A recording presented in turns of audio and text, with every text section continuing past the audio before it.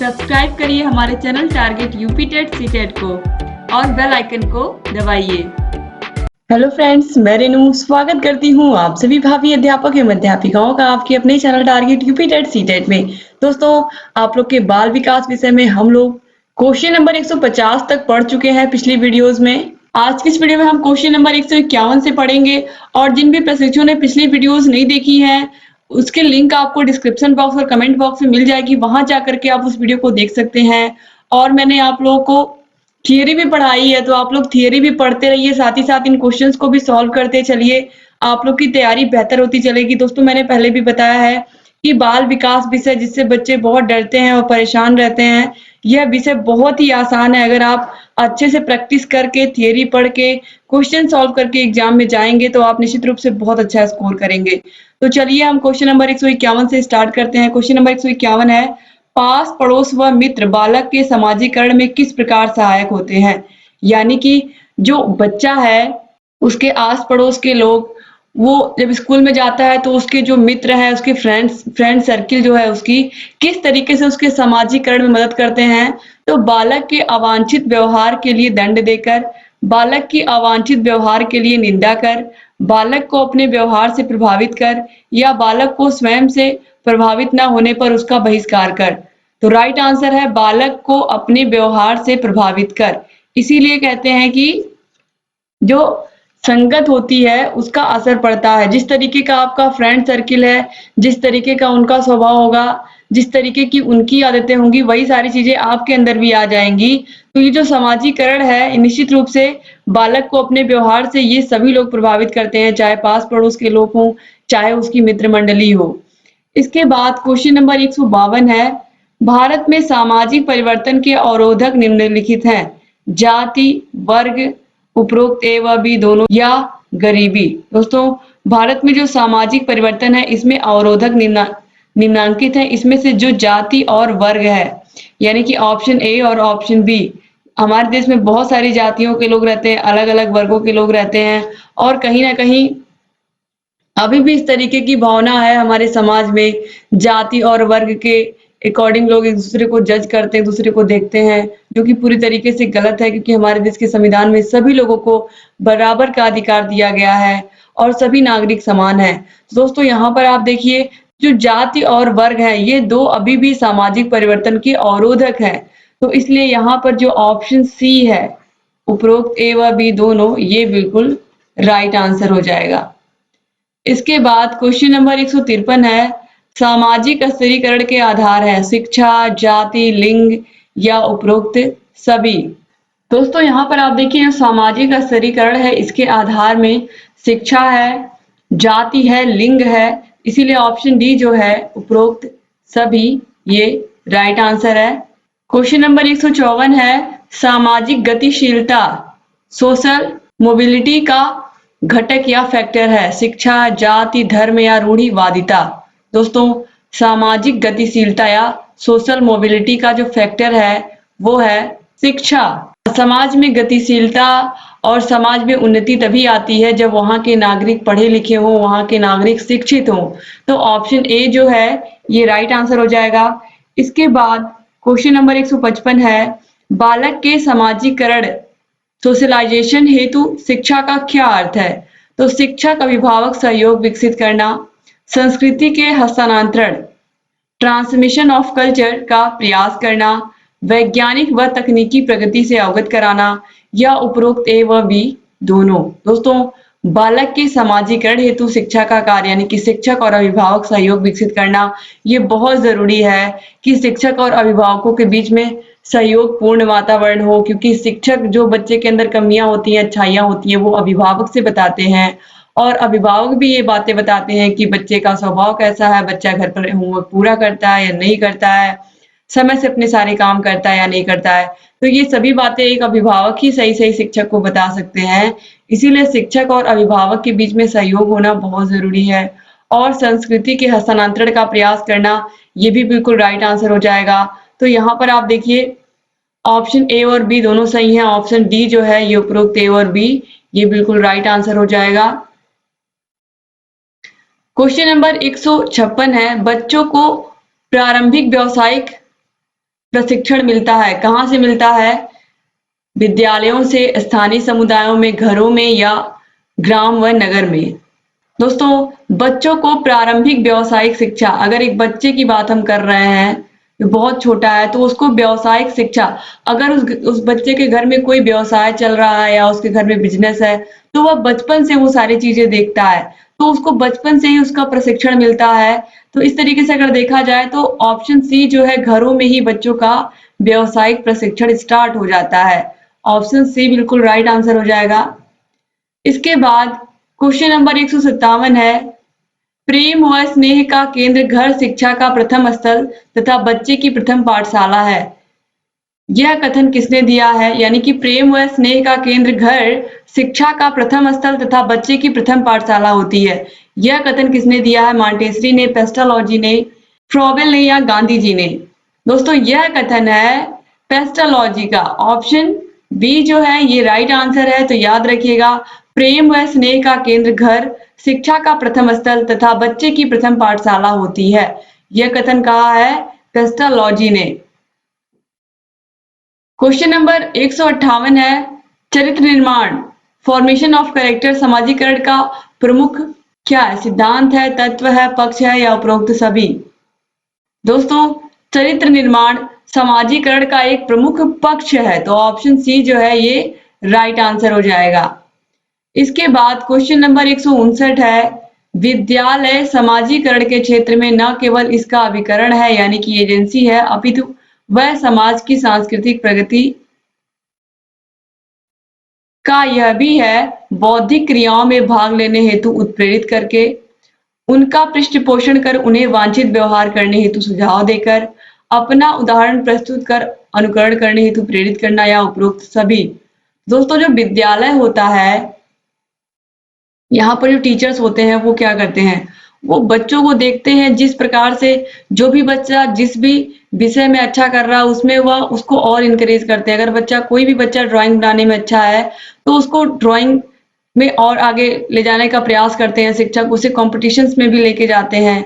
और ऐसे अगर कोई बच्चा खेल में अच्छा है, चाहे क्रिकेट हो, फुटबॉल हो, हॉकी हो, बैडमिंटन हो, कोई भी खेल हो, अगर बच्चा उसमें अच्छा है तो वह जिले स्तर पर, राज्य स्तर पर, नेशनल तक लेकर के जाते हैं शिक्षक, ताकि बच्चे अच्छे से अच्छा कर सके।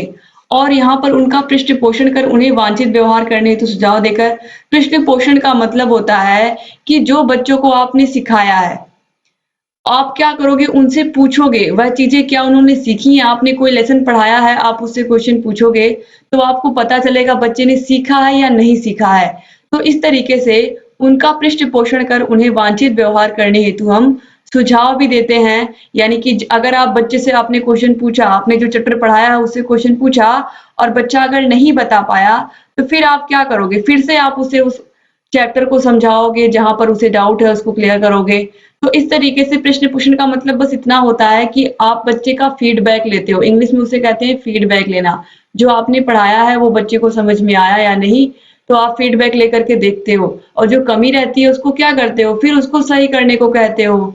तो कैसे सही करने को कहोगे? उसे सुझाव देकर, सजेशन कर दे करके, और अपना उदाहरण प्रस्तुत कर अनुकरण करने हेतु प्रेरित करना। इसीलिए कहा जाता है कि एक शिक्षक का जो चरित्र होना चाहिए वो इस प्रकार होना चाहिए कि वह अनुकरणीय हो, यानी कि बच्चे उससे देख करके सीखें, बच्चों का भी उत्साहवर्धन हो, और बच्चे जिस तरीके से टीचर करेंगे सेम वैसे ही करेंगे। तो इसलिए टीचर को भी एक अच्छा एग्जाम्पल प्रस्तुत करना पड़ेगा, या एक अच्छा एग्जाम्पल बनना पड़ेगा बच्चों के सामने। तो इस तरीके से ऑप्शन ए, बी, सी तीनों ही सही है। तो ऑप्शन डी उपरोक्त सभी राइट आंसर हो जाएगा। इसके बाद क्वेश्चन नंबर 160 है।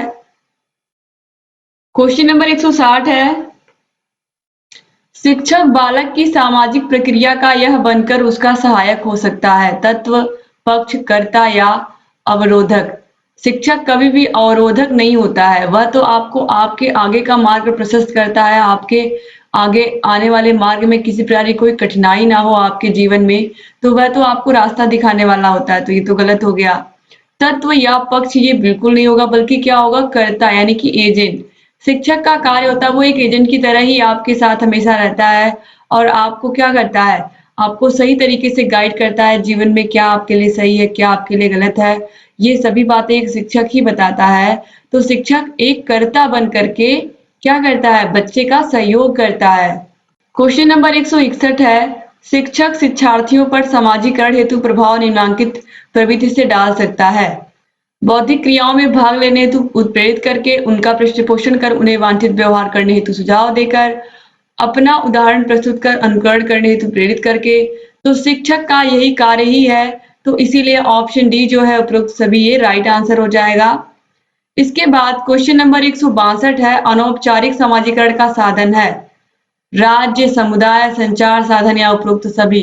तो औपचारिक समाजीकरण क्या होता है और अनौपचारिक समाजीकरण क्या होता है।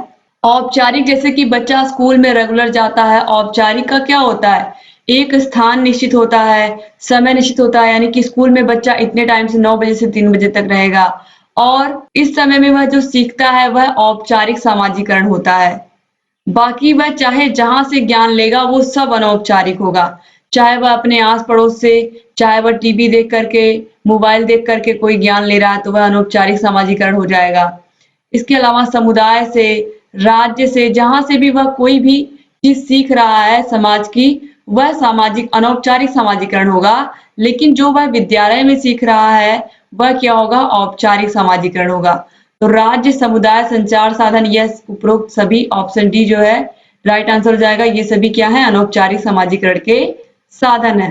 क्वेश्चन नंबर 163 है, 19वीं सदी में किस फ्रांसीसी दार्शनिक ने समाज का वैज्ञानिक अध्ययन किया था। मैकाइबर ने, गिडिंग ने, ऑगस्ट काम्टे ने या गिलन ने। दोस्तों 19वीं सदी में फ्रांसीसी दार्शनिक ऑगस्ट काम्टे ने समाज का वैज्ञानिक अध्ययन किया था। तो कब किया था, 19वीं सदी में किया था। याद रखिएगा आप लोग, किसने, ऑगस्ट काम्टे ने। इसके बाद क्वेश्चन नंबर 164 है, समाजीकरण सोशलाइजेशन की परिभाषाओं के आधार पर इसकी धारणा में निम्नलिखित तथ्य प्रकट होता है। व्यक्ति समाज द्वारा स्वीकृत उसका योग्य सदस्य बनता है। यह व्यक्तियों की परस्पर अंतःक्रिया है, इंटरेक्शन है। इस प्रक्रिया द्वारा व्यक्ति समाज की मान्यताओं को सीखता है या उपरोक्त सभी। दोस्तों यहाँ पर आप देखिए, जो समाजीकरण है, ऑलरेडी मैंने आपको बताया है कि जब हम समाज में आते हैं तो हम बहुत सारी चीजें सीखते हैं। सबसे पहले तो हम ये सीखते हैं कि किस तरीके से हमें किसी से बात करनी चाहिए, ठीक है। तो हम बात करते हैं तो एक दूसरे की भावनाओं को, बातों को समझने लगते हैं। फिर एक दूसरे के साथ सहयोग की भावना आती है, मदद करने की भावना आती है, एक दूसरे का हर सिचुएशन में साथ निभाने की भावना आती है। जब हम एक दूसरे को फ्रेंड बना लेते हैं तो हम सोचते हैं कि कहीं भी किसी भी विकट परिस्थिति में मेरा फ्रेंड रहेगा तो हम वहां पहुंचेंगे, उसकी मदद करेंगे। तो इस तरीके से क्या होता है, एक सामाजिक वातावरण बन जाता है। तो यहाँ पर आप देखिए, तो व्यक्ति समाज द्वारा स्वीकृत नियमों को सीखता भी है और उसका योग्य सदस्य बन जाता है। और यह व्यक्तियों की परस्पर अंतःक्रिया ही होती है, इंटरेक्शन ही तो करते हैं हम समाज में। और इस प्रक्रिया द्वारा व्यक्ति समाज की मान्यताओं को भी सीखता है, यानी कि जो समाज में रूल है उन सभी को सीखता है। क्योंकि आपको पता है ट्रैफिक रूल होते हैं और बहुत सारी चीजें होती हैं इस तरीके से कि हमें रूल के अकॉर्डिंग ही गाड़ी चलानी है। हर चीज पर क्या होता है, एक रूल होता है समाज में और उस रूल के अकॉर्डिंग ही क्या होता है, हमें चलना होता है। तो ऑप्शन डी जो है उपरोक्त सभी ये राइट आंसर हो जाएगा। क्वेश्चन नंबर 165 है, भाषा समाजीकरण का महत्वपूर्ण पक्ष है इसलिए क्योंकि बालक भाषा के बिना भी संकेतों से दूसरे से व्यवहार करता है। भाषा पर अधिकार पाने के बाद ही सामाजिक बनता है। विचार प्रकट करने व विचारों को ग्रहण करने में भाषा का ज्ञान सहायक है। तो भाषा बहुत महत्वपूर्ण है। अगर आप भाषा नहीं समझ पा रहे हो तो फिर आप कैसे इंटरेक्शन करोगे। तो भाषा बहुत जरूरी है आना, इसलिए भाषा पर अधिकार पाना बहुत जरूरी है। यानी कि सबसे पहले भाषा सीखना बहुत जरूरी है। इसीलिए जब बच्चे स्कूल में आते हैं, जब सबसे पहले एडमिशन लेते हैं तो उन्हें उनकी मातृभाषा में ही शिक्षक उन्हें सारी चीजों को सिखाते हैं। क्योंकि मातृभाषा में ही बच्चे समझ पाते हैं जो चीजें टीचर पढ़ा रहे हैं, जो भी सब्जेक्ट पढ़ा रहे हैं। तो इसलिए यहाँ पर ऑप्शन डी जो होगा उपरोक्त सभी, ये बिल्कुल राइट आंसर हो जाएगा।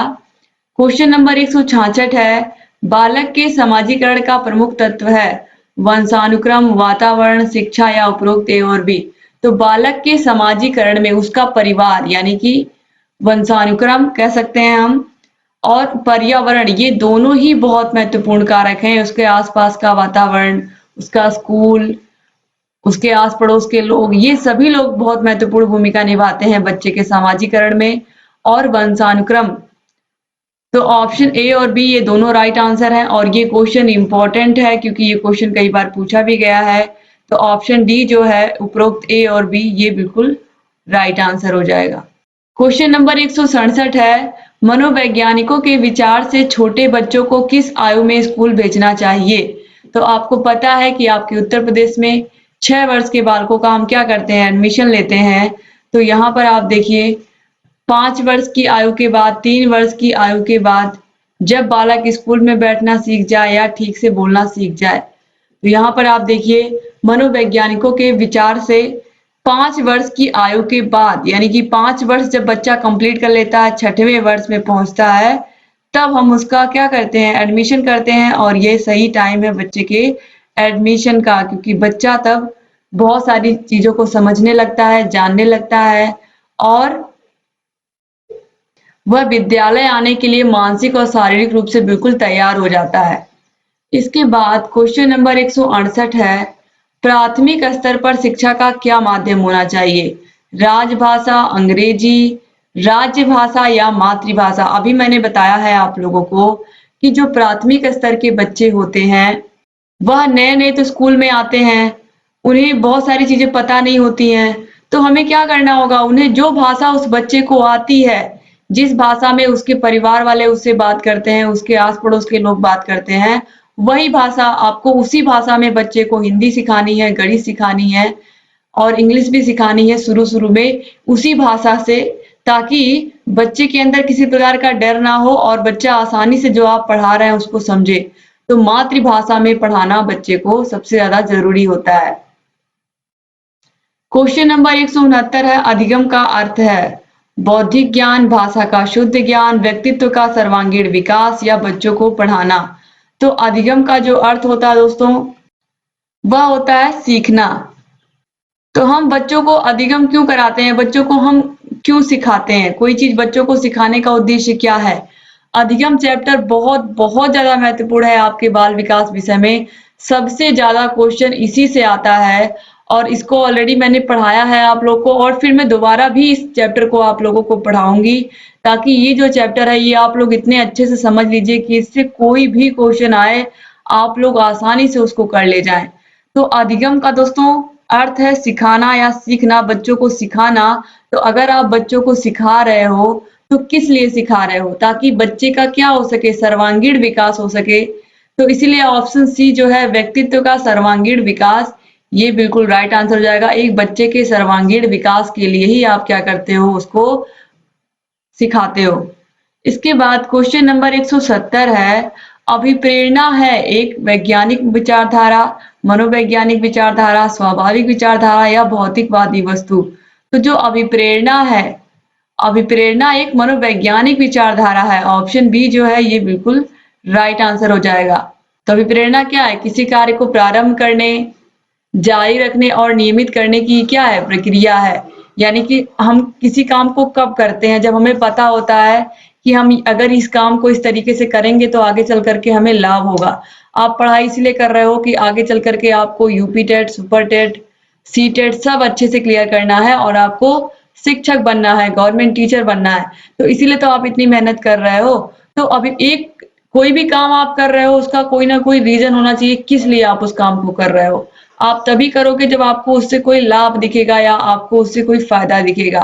तो इस तरीके से जो अभिप्रेरणा है यह चैप्टर, यह भी बहुत ही इंपॉर्टेंट है आप लोगों के एग्जाम के लिए। इसके बाद क्वेश्चन नंबर 171 है, 4 साल का बच्चा अपने खेल, माँ बाप, भाई बहन, खाने पीने के अलावा और कुछ नहीं जानता या जानती है। दूसरा ऑप्शन है दुनिया और हर घटना के बारे में पूछताछ करता है या करती है। यहाँ पर 4 साल के 4 ईयर के बच्चे की बात हो रही है। अपने आसपास के वातावरण के बारे में अपनी समझ बनाता है या बनाती है, या जो भी लोग बोलते हैं उसे मान लेता है। जो 4 साल का बच्चा है यह चाहे खेल हो, माँ बाप हो, भाई बहन हो, ये तो बच्चा लगभग 2 से 3 साल में इन सभी चीजों को वो जान जाता है। ये तो होगा नहीं। यहाँ पर ऑप्शन सी जो है अपने आसपास के वातावरण के बारे में वह अपनी समझ बनाना शुरू कर देता है, यानी कि जब बच्चा 4 साल का होता है, उसे अपने आस-पास के जिन भी लोगों को वह देखता है, उसे अपने माता-पिता से क्या करता है, क्वेश्चन पूछता है कि ये कौन है? ये किस लिए आए हैं? किस काम से आए हैं? तो वह अपने आस-पास के वातावरण के विषय में समझने की पूरी कोशिश करता है और समझ भी बनाता है। तो ऑप्शन सी जो है ये राइट आंसर हो जाएगा। क्वेश्चन नंबर 172 है, बाल मनोविज्ञान के व्यवहार का वैज्ञानिक अध्ययन है। बालक, शिक्षक, किशोर या उपयुक्त में से कोई नहीं। तो बालक मनोविज्ञान के व्यवहार का वैज्ञानिक अध्ययन है। बाल मनोविज्ञान किसके व्यवहार का वैज्ञानिक अध्ययन है? तो बाल मनोविज्ञान में हम किसके व्यवहार का मनोवैज्ञानिक अध्ययन करते हैं या वैज्ञानिक अध्ययन करते हैं? बाल मनोविज्ञान, यहाँ पर ऑलरेडी बाल लिखा गया है, तो बालक के मन का विज्ञान। आप देखिए बाल मनोविज्ञान, बालक के मन का विज्ञान, यानी कि बालक के व्यवहार के विषय में ये हम क्या करते हैं, पूरे बाल विकास विषय में अध्ययन करते हैं। तो यहाँ पर पूछा है कि बाल मनोविज्ञान में हम किसके व्यवहार का वैज्ञानिक अध्ययन करते हैं? तो किसके व्यवहार का वैज्ञानिक अध्ययन करते हैं? बालक के व्यवहार का। तो ऑप्शन ए जो है ये राइट आंसर हो गया। इसके बाद क्वेश्चन नंबर 173 है, बाल मनोविज्ञान एक वैज्ञानिक अध्ययन है जिसमें बालक के जन्म पूर्व काल से लेकर के किशोरावस्था तक का अध्ययन किया जाता है। यह कथन किसका है? हरलॉक का, थॉमसन का, क्रो एवं क्रो का या जे.एस. रॉस का? दोस्तों राइट आंसर है क्रो एवं क्रो का। यह कथन किसका है? क्रो एवं क्रो का, कि बाल मनोविज्ञान एक वैज्ञानिक अध्ययन है जिसमें हम बालक के जन्म से पूर्व काल से लेकर के किशोरावस्था तक का अध्ययन करते हैं, यानी कि जब से बच्चा माँ के गर्भ में आता है तब से लेकर के उसके किशोरावस्था तक का अध्ययन करते हैं। तो यह बाल मनोविज्ञान कहलाता है। ऑप्शन सी जो है क्रो एवं क्रो सही हो जाएगा। क्वेश्चन नंबर 174 है, किस विधि के द्वारा मनुष्य के चेतन के साथ साथ अचेतन मन का भी अध्ययन किया जाता है? तुलना विधि, सांख्यिकी विधि, मनोविश्लेषण विधि या पर्यवेक्षण विधि? राइट आंसर है ऑप्शन सी मनोविश्लेषण विधि। और मनोविश्लेषण विधि के जनक कौन है? फ्रॉवेल हैं। ऑप्शन सी जो है याद रखिएगा। क्वेश्चन नंबर 175 है, यह विधि जो व्यक्तित्व के गुणों का अनुमान लगाने के लिए प्रयुक्त होती है कहलाती है? मापन रेखा विधि, व्यक्तिगत निदान विधि, मनोनीत विधि या पर्यवेक्षण विधि? दोस्तों व्यक्तित्व के गुणों का अनुमान लगाने के लिए जो विधि प्रयुक्त होती है वो होती है मापन रेखा विधि। क्वेश्चन नंबर 176 है, किस विधि के द्वारा मनोवैज्ञानिक बालक से उसके अभिभावक तथा अध्यापक से बातचीत करता है? साक्षात्कार विधि, अंतर्निरीक्षण विधि, आत्मचरित्र लेखन विधि या प्रश्नावली विधि? राइट आंसर है ऑप्शन ए साक्षात्कार विधि, यानी कि साक्षात्कार विधि के द्वारा ही मनोवैज्ञानिक बालक से उसके अभिभावक तथा अध्यापक से बातचीत करते हैं। क्वेश्चन नंबर 177 है और बहुत ही इजी क्वेश्चन है, किशोरावस्था का समय क्या है? 12 से 18 वर्ष, 10 से 20 वर्ष, 5 से 7 वर्ष या 18 से 25 वर्ष? आपको पता है 12 से लेकर के 18 वर्ष तक की अवस्था को क्या कहते हैं? हम किशोरावस्था कहते हैं। क्वेश्चन नंबर 178 है, किस मनोवैज्ञानिक ने 20वीं शताब्दी को बालकों की शताब्दी कहा है? मोस्ट इंपॉर्टेंट क्वेश्चन है दोस्तों ये, कि किस मनोवैज्ञानिक ने 20वीं शताब्दी को बालकों की शताब्दी कहा है? बालकों की शताब्दी कहा है डॉक्टर फ्रायड ने, जुंग ने, मैकडूगल ने या क्रो एवं क्रो ने? दोस्तों यह कहा है क्रो एवं क्रो ने।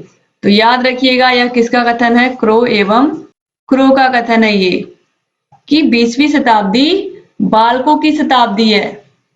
क्वेश्चन नंबर 179 है, स्टैनले हॉल के शब्दों में विकास की किस अवस्था को विशेष दबाव, तनाव, तूफान एवं संघर्ष की अवस्था माना गया है? तो स्टैनले हॉल की सबसे फेमस परिभाषा ही है किशोरावस्था बहुत ही तनाव, तूफान, विरोध और संघर्ष की अवस्था है। यह कथन किसका है? तो यह किसके लिए कहा गया है? किशोरावस्था के लिए कहा गया है। तो यहाँ पर ऑप्शन बी जो है ये राइट आंसर हो जाएगा। और यह परिभाषा वैसे भी मोस्ट इंपॉर्टेंट है, आप लोग को ऑलरेडी मैंने बताया है। क्वेश्चन नंबर 180 है, शिशु क्रोध और प्रेम में अंतर करने लगता है? प्रथम मास में, चतुर्थ मास में, तृतीय मास में या छठे मास में? दोस्तों जब बच्चा यहाँ पर पूछा है कि बच्चा क्रोध और प्रेम में अंतर कब कर पाता है, यानी कि कब उसे ये समझ में आता है कि गुस्सा और प्रेम, कौन उससे गुस्सा कर रहा है, कौन उसे प्रेम कर रहा है, यह कब समझने लगता है कि गुस्से का क्या मतलब है, प्रेम का क्या मतलब है? तो यह समझने लगता है वह छठवें मास में यानी कि जब वह 6 मंथ का होता है तब वह समझने लगता है। तो इस तरीके से यहाँ पर आज आप लोगों ने क्वेश्चन नंबर 180 तक 180 तक पूरा कंप्लीट कर लिया और उम्मीद करती हूँ ये वीडियोस आपको पसंद आ रहे होंगे। यहाँ आई बटन पर भी क्लिक करके आप सभी वीडियोस को देखते रहिए दोस्तों। यूपी टेट की जितनी भी वीडियोस हैं सब आपको यहाँ मिल जाएंगी। डिस्क्रिप्शन बॉक्स और कमेंट बॉक्स में भी आपको सभी विषयों की लिंक मिल जाएगी। हर एक विषय के हर एक वीडियो को आप देखिए और अपनी तैयारी को बेहतर बनाइए। प्रीवियस ईयर क्वेश्चन पेपर भी मैंने सॉल्व करवाए हैं, आप लोग उनको भी देख सकते हैं। आपको प्लेलिस्ट में लिंक मिल जाएगी सभी विषयों की।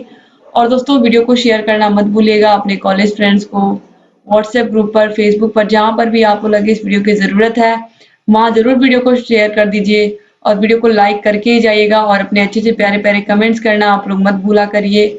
आप लोग के कमेंट्स ही हमें प्रोत्साहित करते हैं लगातार नए नए वीडियोस लेकर के आने के लिए और आप लोग की तैयारी को बेहतर बनाने के लिए। दोस्तों अगर अभी तक आपने हमारे channel target UP TET state को सब्सक्राइब नहीं किया है तो प्लीज सब्सक्राइब कर दीजिए, क्योंकि यहाँ पर आपको सिर्फ यूपी टेट नहीं, सुपर टेट, सी टेट, सभी राज्यों के टेट की भी तैयारी हम कराएंगे। बस आप ऐसे चैनल से बने रहिए और सभी वीडियोस को देखते रहिए। एक बार फिर से आप सभी भाई बहनों का बहुत बहुत शुक्रिया वीडियो को पूरा देखने के लिए। मिलते हैं नेक्स्ट वीडियो में, तब तक अपना ख्याल रखिएगा, अपने परिवार का भी ख्याल रखिएगा और सुरक्षित रहिएगा। जय हिंद दोस्तों।